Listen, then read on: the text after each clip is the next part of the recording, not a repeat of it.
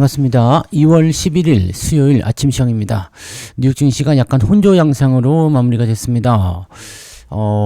차트 모양을 보면 좀 좋지 않네요. 그죠? 다우지수는 신고가가 또 나오긴 했습니다. 0.1% 올랐거든요. 그래서 어제보다 좀 올라왔기 때문에 일단 신고가이기는 한데 다우지수나 나스닥이나 S&P 500이나 딱 보시면 상승 출발한 부분에서 하락으로 전환되죠.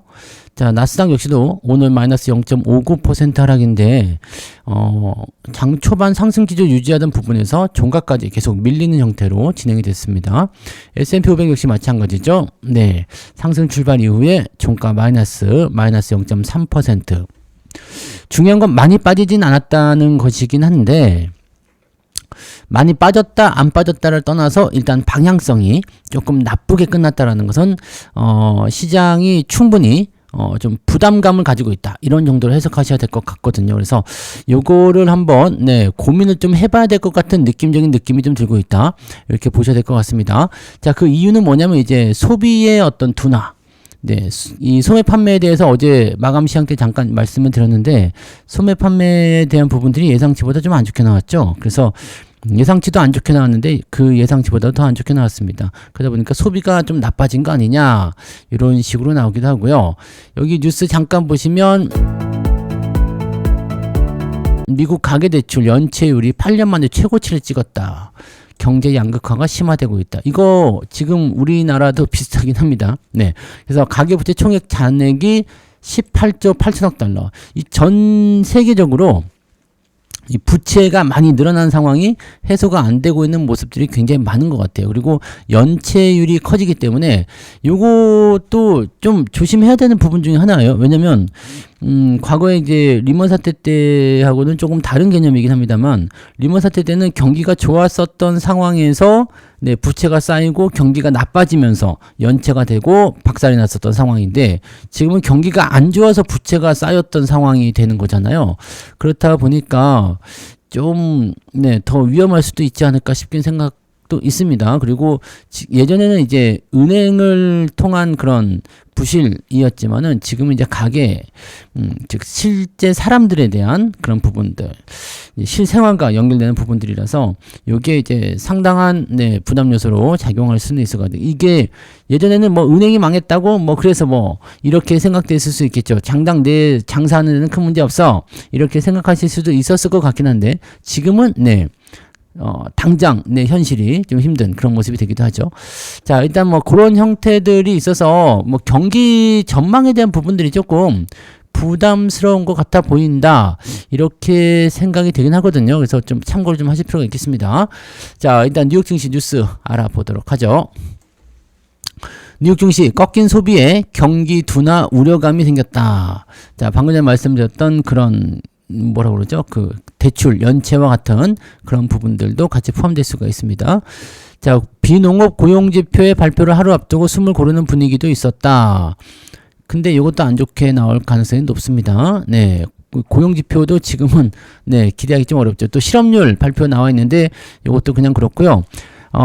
이번 주 말에 발표되는 CPI 지표가 그래도 그나마 희망적인 요소입니다. 그게 좀 이제 물가가 좀 줄어들었다는 느낌이 나오면 그나마 괜찮을 수 있는데, 그 전까지는 조금 애매한 요소가 좀 됩니다. 경기 약화에 대한 우려감이 나타난다, 이렇게 보셔야 되는 부분이죠. 자, 다우지수는 일단 사상 최고치를 경신하긴 했지만 상승 부분을 토해냈다. 나스닥이나 이런 부분 다 마찬가지고요. 자, 12월 소매 판매가 예상치를 크게 밑돌았다라고 되어 있습니다. 증가율이 0으로 나타나는 0으로 나타났군요. 0.6에서 0.4 정도는 나오지 않을까 했는데 그냥 증가율이 0. 그렇다는 것은 그냥 소비를 안 했다는 얘기가 되는 거겠죠. 이렇게 된다고 하면은 나중에 이제 소비가 줄어들게 되면은 아무래도 물가 지표나 이런 가격 수치가 좀 떨어지는 요소는 나올 수 있습니다만, 지금 여기서 설명하는 건 이거예요. 미국이 연중 최대 소비를 하는 것은 연말이다. 그죠? 블랙 프라이데이 등등등인데. 근데 가만 생각해 보니까 이번 연도, 작년이죠? 작년 블랙 프라이데이가 그렇게 시끄럽지 않았었던 듯한 느낌적인 느낌이 좀 있지 않습니까? 그죠? 중국도 뭐 광군제니 뭐 해가지고 막 떠들썩 원래 했었는데 그다지 네 혜택을 잘 못 받던 것 같은 그런 뭐 별로 없었던 것 같아 보여요. 그죠?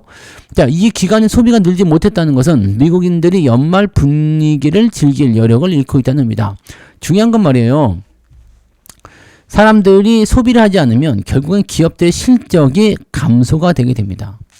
기업들이 뭐 실적을 증가시킨다, 실적이 좋아진다, 뭐 등등등 여러 가지 이슈들을 얘기할 수 있지만 결과적으로는 물건을 팔아야지 기업들이 수익을 보는 거기 때문에 사람들이 소비하지 않으면 어떻게 기업들이 돈을 벌 수 있겠습니까? 네.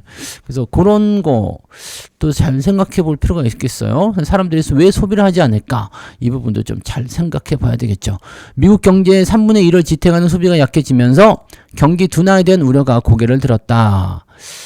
연준의 금리 인하 재개 시점을 앞당길 수 있다는 전망이 힘을 얻었다. 이게 CPI 지표와 관련된 부분이 될 거예요. 그래서 이제 이번 달 말에 뭐 PC나 또는 PPI 지표 이런 것들 계속 발표가 나올 텐데 이런 것들이 계속 다운이 된다면 이제 이 월 후반부 우리는 이제 이번 주까지는 영향을 계속 받을 수밖에 없어요. 그리고 명절 지나고 나서 이제 이런 각종 경제 지표들이 조금 이제 금리 인하나 경기 부양 쪽으로 들어가게 되면 서서히 살아나는 형태로 가지 않겠느냐. 이렇게 되는 것이 이제 지금의 전망이긴 합니다. 그런 것 같아 보이고요. 자, 소비 둔화가 확인되면서 비농업 고용에 대한 주목도는 더 올라갔다. 근데 고용이 약할 것을 보고 있습니다. 제가 전망치 다 월요일날 시황에서 보여드렸죠.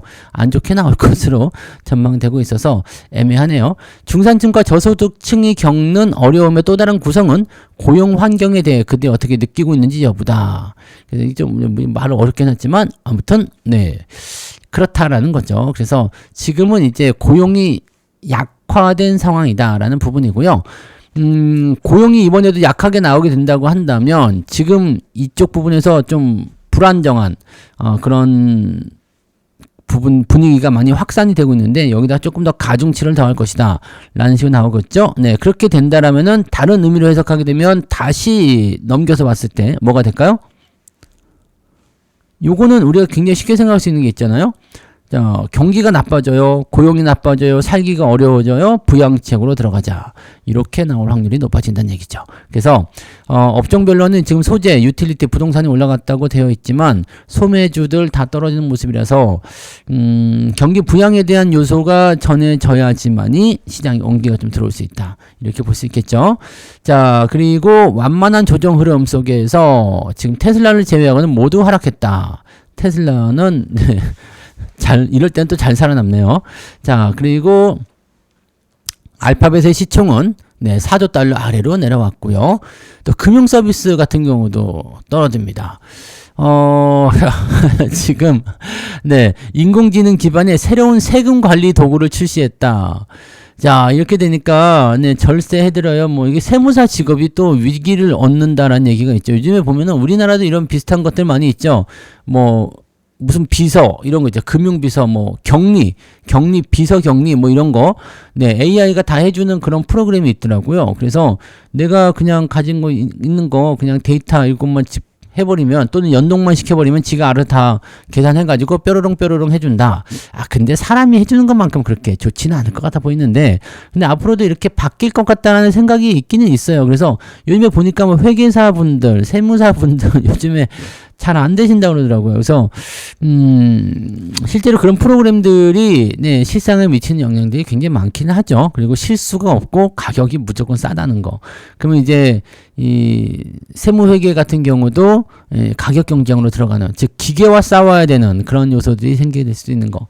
미국이 지금 그런 부분들이 있는 거예요. 그래서 금융주까지도 같이 떨어지는 형태가 나타나게 된 거죠. 얼마 전에는 이제 소비주들 떨어진다 이런 얘기가 있었는데 이제는 금융주까지도 오늘 하락하는 모습이 좀 있었습니다. 주가가 크게 폭락할 만한 요소들은 아직은 없어요. 뭐 경기가 급락한다든지 큰일 났다 이런 식으로 나타나는 부분들은 없는데 점진적으로 계속 갉아먹고 있다는 거죠. 요거 약간 애매합니다. 자, 근데 재밌는 건 무엇이냐? 우리나라는 오히려 소비주들이 움직임이 좋아지고 있어요. 외국인 관광객들이 몰려온다 해서 백화점 관련주들이 꿈틀꿈틀하면서 요즘에 좀 올라왔대요. 신세계, 현대백화점, 롯데쇼핑 등등등 잘 올라가고 있는 모습들. 소비주 쪽의 움직임이 좀 나타나요. 이 소비주들은 약간 경기 방어주거든요. 그래서 이게 아니 경기가 좋아하면 그 소비주가 뛰는 거 아니에요가 아니라 얘네들은 경기 부양이라든지 또 그다음에 살아날 것 같을 때 움직이는 모습이 있어요. 그러니까 정책적인 수혜를 입거든요. 지금 소비가 너무 좋아요. 막 이럴 때 오히려 얘네들이 올라가는 게 아니라 그럴 때는 경기가 좋다. 체감하는 부분이 좋아지기 때문에 성장주들이 상승하게 되고요. 이 소비주들은 대체적으로 뭐가 되느냐? 경기 부양을 해줄 것이다. 또는 이제 조금씩 개선되고 있다. 이런 소식이 전해질 때 움직이는 거죠. 근데 보통은 이제 이런 얘기도 언제 나와요? 경기 부양한다. 조금씩 좋아지고 있다. 경기가 나쁠 때 나오거든요. 그래서 그동안 성장했었던 종목군들이 떨어진다거나 뭐 그런 식으로 나타났을 때 이 소비주들이 움직이는 경향들이 좀 생깁니다. 자, 신세계, 롯데, 이마트 등등등등 그런 요소들. 자, 그런 부분들이 이제 현대백화점 뭐 이런 것들 지금 잘 가고 있는 모습이라고 하네요. 최근에 잘 오른다라는 부분이 좀 있고요. 네, 소비주들이 이제 리오프닝으로 연결되는데 사실 이 코로나 이후에 리오프닝이 제대로 된 수혜를 본 적이 별로 없었는데 요즘엔 여행이라든지 카지노, 숙박, 호텔, 이런 쇼핑 이런 쪽에서 조금씩 움직임이 나타나고 있는 것 같아 보이긴 합니다. 경기 부양이 어떤 효과가 아니겠는가라는 생각을 좀 해볼 수 있을 것 같아 보여요. 자, 그 다음에 새벽 배송에 족쇄가 풀린다 해가지고 이마트, 롯데쇼핑 이게 주가 올라가는 모습이 좀 있잖아요. 자, 쿠팡 대체제인 대형마트주가 신고가를 보였다. 국내 대형마트가요 14년간 묶였던 새벽 배송의 족쇄에서 벗어날 조짐을 보이고 있다. 이 새벽 배송이 해보니까 굉장히 좋다더라. 이렇게 얘기가 되죠. 네, 실제로 그렇기도 하고요. 네, 새벽 배송 없으면 이 직장인 분들, 네, 워킹맘들, 네, 쉽지 않죠. 저녁에 늦게 퇴근해가지고 장 보러 가기도 애매한데 새벽 배송마저 없으면 어떡하냐 이렇게 되는 거죠. 그러니까 사실 장 보러 가는 시간들이 많이 줄어서 그동안 대형마트들이 고전을 하고 힘들었었는데 그거를 대형마트에게 주겠다라는 얘기를 지금 하고 있는 거예요. 정책이 바뀌고 있다는 얘기죠. 그래서 대형마트에 심야 영업시간 제한을 풀어주겠다라는 거죠. 온라인 영업에 대해서만. 근데 이것만 해도 대단한 포인트가 있을 수 있을 것 같아요. 대형마트는 12시부터 오전 10시까지 영업을 하지 못하게 되어 있습니다. 네, 그래서 12시 전에 문 닫죠? 보통 11시나 10시에 문 닫잖아요. 11시 정도에 문 닫던가요? 12시까지 하는 애는 잘 못 봤어요. 근데 11시 정도에는 문을 닫고, 그 다음에, 아침 10시에 시작을 하잖아요. 이게 이렇게 계속 됐었어요. 2012년도부터 계속 이렇게 진행이 됐었는데, 이제는, 네, 온라인 쪽이 좀 발전하다 보니까, 또, 쿠팡, 컬리 이런 온라인 마켓들이 너무 뛰어나가다 보니까, 뭔가, 좀 형평성에 맞지 않는다 뭐 이렇게 얘기가 나오는가 봐요. 그래서 이렇게 되는 건데 만약에 얘네들이 이제 새벽 배송을 하기 시작한다라고 한다라면 지금 바로 앞에 있는 이마트, 롯데마트, 홈플러스 이런 쪽에서 네 뭐가 될까요? 네, 배송하기 시작하게 되면 더 빨리 나올 수도 있어요. 네, 실제적으로 이제 주문을 하게 돼. 그래서 내가 우리 집에 앞에 있는 이마트에서 주문하겠다. 그러면은 아시죠? 뭐 롯데마트였던가요? 어디였는지 기억이 안 나는데 시간대별로 나눠서 주문해 주잖아요. 자, 2시에 받으실 분들, 3시에 받으실 분들. 그러니까 내가 11시에 주문해도 네, 2시에 뭐 배달 한번 나간다든지 가까우니까 네. 그런 것들이 나올 수 있다는 얘기죠. 이렇게 되면은 상당한 네, 경쟁력을 받을 수가 있겠죠. 그다음에 쿠팡 쪽에서 일어났었던 그런 어떤 그 개인정보 유출이라든지 뭐 등등등 이런 것들도 전부 다 네. 요즘엔 이제 계속적으로 주가가 좀 떨어지는 모습이 좀 있어요. 그리고 이렇게 나오게 되면 쿠팡의 입지는 조금 줄어들 수는 있겠죠. 네. 그러면 이제 쓱 배송. 요즘에도 쓱 배송도 많이 있잖아요. 네. 그런 것들처럼 나올 확률이 높다.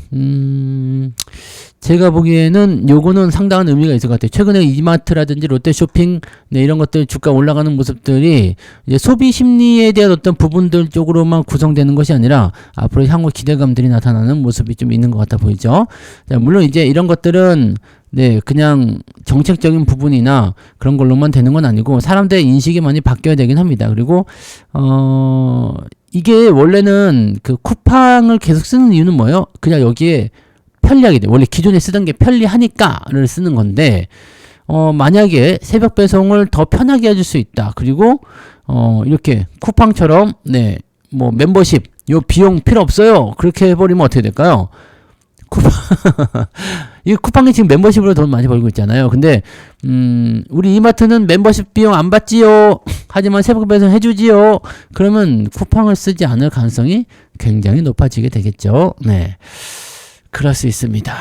이게 뭐 식품뿐만 아니라 지금 쿠팡 같은 경우는 여러 가지 물건들도 하는 거지만, 네, 결과적으로 온라인 쇼핑이라고 하더라도 오프라인에 있는 거 물건 빼다가 파는 거기 때문에 온라인으로 주문하게 되면 오프라인 시장도 계속 돌아가는 거가 똑같죠. 네, 그래서 그렇게 되어 있다. 요거는 네, 굉장한 네, 쿠팡에게는 위협이 될 수 있겠고요. 네, 그 다음에 대형마트들에게는 기회, 소비자들에게는 좀 더 합리적인 소비를 할 수 있는 요소가 될 수 있지 않을까 생각해 보긴 합니다. 이렇게 보실 필요는 있겠네요. 자, 그리고 한 가지 조금 걱정스러운 부분들이 하나 있습니다. 불장 속에서 공매도가 계속 쌓이고 있다고 합니다. 지난주에도 이 대차 잔고가 좀 증가하는 부분에 대해서 설명을 좀 들었었는데, 대차 거래 잔액이 141조 원, 연일 최고치를 계속 기록하고 있습니다. 대차 잔고 같은 경우는 공매도를 하기 위한 사전 단계. 근데 지금은 무슨 포인트가 있냐면, 대차 거래 잔액하고 공매도 잔액이 동시에 늘어나고 있다는 거죠. 그래서 공매도 대기 자금도 늘어나고 있고 실제로 공매도로 들어오는 것도 늘어나고 있다는 얘기입니다. 요거 굉장한 포인트라고 좀 보셔야 될 것 같아요. 그래서 증시가 이런 공매도에 대한 포지션을 만들어내게 되면 한 방 세게 때리고 들어가는 형태가 나타나기 굉장히 쉽거든요. 이렇게 되면은 조금 부담스럽습니다. 네, 조금 부담스러워요. 그래서 이 부분이 좀 있으니까 참고를 좀 해보실 필요가 있을 것 같아 보이고요. 공매도 순보유 잔액이 1월 5일 한 달 만에 무려 2조 원 넘게 올랐어요. 그만큼 올라가 있는 주식에가 매도를 때리고 있는 요소가 나타나고 있다는 얘기가 되는 거죠. 특히나 반도체라든지 또 그런 쪽으로 많이들 집중되고 있는 모습이 좀 있다라는 거. 개인 투자자들도 지수 하락에 베팅 중에 있다라고 하지만, 네, 하락에 베팅하는 사람들보다 주식을 매수하고 있는 사람들이 훨씬 더 많긴 하다는 얘기죠. 왜요? 요즘에 주변에 주식을 사자 하는 분들이 있지 주식 팔자고 하는 분들은 없잖아요. 네, 눈에 보이는 부분들은 네, 그렇게 잡히는 거예요. 그런 부분들 요거 하나만 잠깐 볼까요? 디렉 물량이 넘쳐난다. 네, 한국 반값의 추가 할인도 이건 뭘까요? 중국에 있는 거. 네, 중국에 이제 중국도 요게 나오는 건가요? 반도체 쪽에서 이제 DM 같은 경우는 중국이 지금 굉장히 많이 따라잡고 있는 상황입니다. 이 HBM에서만 강세를 보이고 있는 요소이긴 합니다만, 지금 DRAM 가격이 많이 올랐다는 얘기가 있었잖아요. 그러니까 이 범용 DRAM 제품은 대부분 중국산이었다. 요거 문제될 수 있어요. 가격 차이가 많이 나요. 그래서 실질적으로 이제 이 중국산 쓰지 않으면 안 돼, 이런 모습들. 요즘에는 근데 삼성전자나 하이닉스가 HBM 팔아먹느라고 이 레거시 반도체 쪽에 많이 그 신경을 쓰지 않는 부분이 있어가지고 중국 쪽으로 우리가 갈아치워야 될 그런 필요성도 좀 있어진다는 얘기가 되는 거죠. 가격이 너무 많이 올랐죠. 네, 가격이 너무 많이 올랐어요. 그래서 이렇게 되면 당연하게도 어떻게 된다? 수요의 감소로 들어간다. 이 얘기 해드렸잖아요. 네, 비싼 거 안 사게 돼요. 그리고 대체재가 등장한다? 그러면은 요거는 포지션이 상당히 변화가 될 수밖에 없습니다. 네, 그러니까 요거는 네. 자, DDR5 16기가 가격이 하나에 이게 6만, 아니 1년 전도 아니에요. 6개월 전만 하더라도 7만 원이었는데 지금 37만 원이잖아요. 이거는 사실 좀 너무한 거 아니냐라는 생각이고요. DDR4 같은 경우는 네, 3분의 1 정도밖에 안 된다. 물론 네, AS를 받기 어렵거나 뭐 짝퉁이다, 뭐 성능 면에서 어쩐다 하더라도 가격이 이렇게 압도적으로 싸게 버리게 되면 생각할 포지션이 조금 달라질 수가 있다는 얘기죠. 요거 한번 여러분들 생각해 보실 필요가 있습니다. 가격이 무조건 올라가는 것이 기업들이 실적으로 잡히는 게 아니에요. 이 이야기 예전에 해드렸으니까 잘 한번 참고해 보시기 바랍니다. 뭐 이러한 상황이고요. 자, 오늘은 약간 변수가 좀 있을 것 같기는 해요. 왜냐면 내일이 만기잖아요. 만기 전날부터 변동성이 나오는 경우가 굉장히 많거든요. 그래서 만기 전날 나타나는 변동성, 그 다음에 만기일날 또 나오는 변동성, 이런 것들이 계속 나올 수 있어서 네, 시장에 부담 요소가 좀 있긴 합니다. 그 부분들을 좀 참고하시고, 또 명절 전날이기 때문에 아마 돈이 필요하신 분들은 아마 오늘까지 매도를 하셔야지 이 현금을 쥐기 때문에 뭐 이번 주 초반에 매도가 좀 나왔을 것이다 라고 생각한다라면 아마 어제까지의 매도는 네, 현금을 만들기 위한 매도. 네, 그다음 오늘 혹시라도 매도가 나오게 된다면 요거는 만기일에 대한 매도 이렇게 볼 수가 있을 것 같아 보이긴 하는데 자, 요것도 한번 살펴보자고요. 네, 어떻게 수급이 변하는지 좀 봐야 될 것 같고 주가가 이제 내일 만기를 기점으로 해서 전후 즉 11, 12, 13 오늘 내일 모레까지 이번 주 말까지 변동성을 좀 보일 가능성은 좀 있으니까요. 절대로 공격적으로 너무 깊숙이 들어가지 마시고요. 겉에서 구경하시면서 적당한 타이밍을 노리고 그렇게 대응들 하시면 조금 더 도움이 되실 거라 생각합니다. 그런 것들 잘 한번 확인해 주시기 바랍니다. 자, 오늘은 살짝 조심하면서 가시면 좋을 것 같아 보여요. 네. 자, 오늘 화이팅 하시고요. 좋은 하루 보내시기 바랍니다. 저는 장중시장에 오겠습니다. 고맙습니다.